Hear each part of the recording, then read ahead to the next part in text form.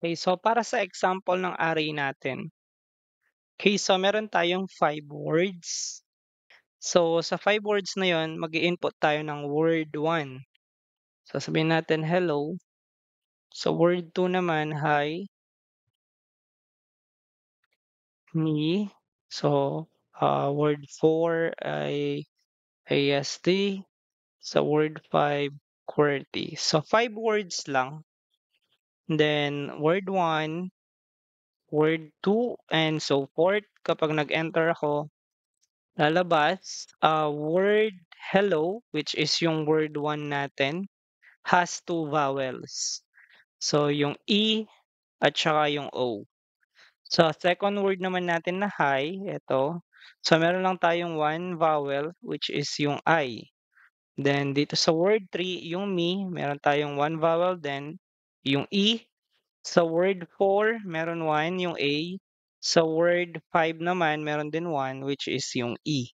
So yung program na ito ay pinaka-purpose niya, i-count natin yung vowel sa mga words na nilalagay ng user natin. So paano nga ba siya ginagawa? So dito meron tayong inadd na library, which is yung string. Yung string ginagamit natin siya for words. Okay? So since word yung ini-input natin. So dito meron tayong variable na words. Ang variable nade-declare siya as array kapag meron siyang opening and closing, yung bracket na box. Ayan. Yung bracket na yan, yung box, yan. So ibig sabihin array siya. Tapos yung nilagay mong number sa gitna, yun yung number of words na kaya niyang i-count. 5 yung kaya niyang i-count. Kaya dito yung cout, sabi natin enter 5 words kasi 5 words yung kukunin natin. So dito yung for loop naman natin, so mag-e-end siya sa 5 and mag-start tayo sa 0. Okay? So kapag nag-count tayo starting with 0. So later on, kung mapapansin nyo, dito sa run natin, ang word natin ay ang nag-i-start siya mag-count sa 1. Pero dito sa for loop natin, naka-0 siya. Ang reason is nandito po. Sa word natin, which is etong word na to, so eto siya. Yan. Tapos, mapapansin nyo, si I dito ay equal siya sa 0. So basically, ang value ni I ay 0. Pero, ang ginawa natin, nag-plus tayo ng 1. Nag-plus tayo ng 1. So mag-i-equal yung I natin ngayon sa value na 1. Kaya, yung word, nag-i-start siya sa 1 ngayon. Yan. So kung mapapansin nyo, 1 siya ngayon. So another technique din kung paano i-manipulate yung value natin sa for loop. Okay, so mag-start tayo sa 1 and then mag-end tayo sa 5. Then mapapansin nyo sa cin natin, meron tayong words which is eto nga. Then sa bracket natin, hindi na 5 yung nakalagay. Dito kasi 5. Ang reason bakit hindi na 5 ay yung nakalagay kasi under tayo ng for loop. At ika-count kasi natin hanggang 5. So mapapansin nyo, word 1, pag naglagay ka, 2, 3, 4, 5, yan. Okay, so 5 words ngayon siya. Yun yung purpose bakit nakasiin tayo ng words tapos I dito. Say we want to receive 5 words. Ngayon, sa baba naman, meron tayong another for loop. So dito sa for loop, ang gagawin natin kasi, ika-count natin yung words na yon. 'Di ba dito meron kang, eto kasing for loop na ito, accepting of words. So nag-a-accept ka. Itong for loop naman nito is counting all the word. So yan yung purpose niya. So ngayon, so meron tayong counting of words dito, then nag-declare tayo ng variable na vowel dito. Tapos in-equal natin siya sa 0. So for now, yung vowel count natin wala siyang value kung hindi 0 lang. Okay? Then eto, mapapansin niyo meron tayong another for loop. So ang for loop naman nito ay count every letter of word. Okay. So dito, kina-count mo kung ilan yung words. Dito naman kina-count mo yung every letter ng words or chine-check mo every letter. Kasi 'di ba sa words chine-check natin kung ilan yung vowels. So magagawa mo lang 'yun kapag chineck mo yung every letter sa mga word. Ngayon sa una meron tayong part dito na J na nag-equal sa 0, so mag-start tayo sa counting ng 0. Bakit? Sa unang for loop natin, counting all words, nag-start tayo sa 0. So kumbaga, kung dito na part, so dito no, accepting of words tayo. So kung meron kang word na hello, tapos hi, tapos me, tapos ASD, tapos QWERTY. Ayan. So, eto, we accept yung words. So, ayan, we accept. So, dito yan. Ngayon, sa pangalawang for loop, counting of all the words. So, kakount natin yan. So, since naka-start ka sa 0 dito, ang mangyayari, 0, 1, 2, 3, and 4. So, yan ngayon siya. Ngayon, dito naman sa pangalawang for loop natin, nag start din tayo sa 0.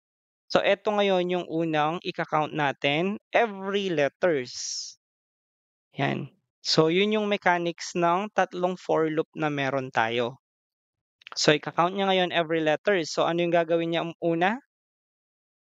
Una, yung character na CH natin, naka-equal siya sa to lower. Ibig sabihin yan, yung words sa I, which is eto, yung mga words na to, i-convert niya into lowercase. Tapos, yung J naman natin, which is yung every letter. So, every letter, kahit na may nilagay na capital dito, for example, yung Q, i-convert niya yan into a small letter. Kaya meron kang to lower. So, ang purpose ng to lower natin is to convert yung capital letter into a small letter. Kaya kung mapapansin nyo, words I and J. Kasi yung dalawang to, yung counting of all words at saka yung counting of every letter or yung checking of every letter, kina-convert niya into to lowercase. Then after niya ma-convert into lowercase, yung if natin, i-check niya yung CH natin kung meron bang vowels. Yung A, E, I, O, U. So, chine-check niya yan. Kaya naka-equal siya ngayon. Okay? Ngayon, if sa words, for example, sa word na hello, so counting all words, so let's say we start with I0. So, eto ngayon, yung 0 natin. And then, gagana ngayon yung J natin. So, si J, counting every letter. So, yung letter, i-check niya yung mga letters dito.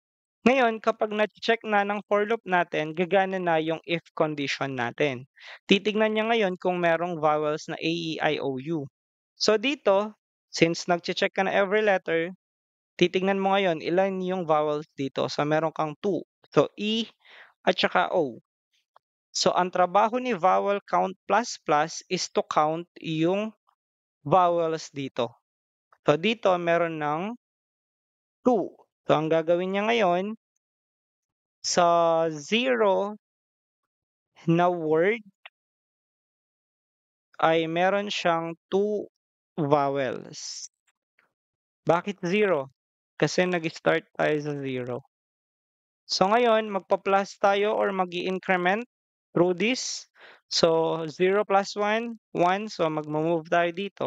So gagana yung next for loop mo, ika-count niya yung every letter or i-check niya yung every letter. Tapos, i-convert natin into to lowercase, baka kasi may capital dito. So next, yung if condition, i-check niya yung vowels na E, I, O, U. So in this case, meron tayong 1. So ika-count yan ng vowel count natin. So anong mangyayari? Yung one word natin, meron siyang 1, vowel. Yan. Okay? So, and so forth. Papunta ngayon dito. Okay? So, dito naman, ipiprint lang natin siya. So, yung nakita natin kanina na yung every word has kung ilan yung vowels na meron tayo. So, again, ang pinaka-purpose nito is to introduce sa inyo yung array which is can store multiple values. So, paano natin ma-identify kung ang variable ay array? I-declare mo ang variable, tapos meron siyang bracket, yung pa-box. Then, yung sa loob na number, yun yung nagsasabi kung ilan yung array na kaya niyang i-accept. In this case, 5, kaya yung sa for loop natin, 5 words lang din. At kung mapapansin nyo, isang variable lang yung gamit natin kasi kaya naman niyang i-insert yung 5 words sa isang variable lang. Okay, so remember, yung array natin, yung variable array can hold multiple values. Multiple values such as yung hello, hi, me, ASD, and QWERTY. So, multiple values yan into one variable such as words.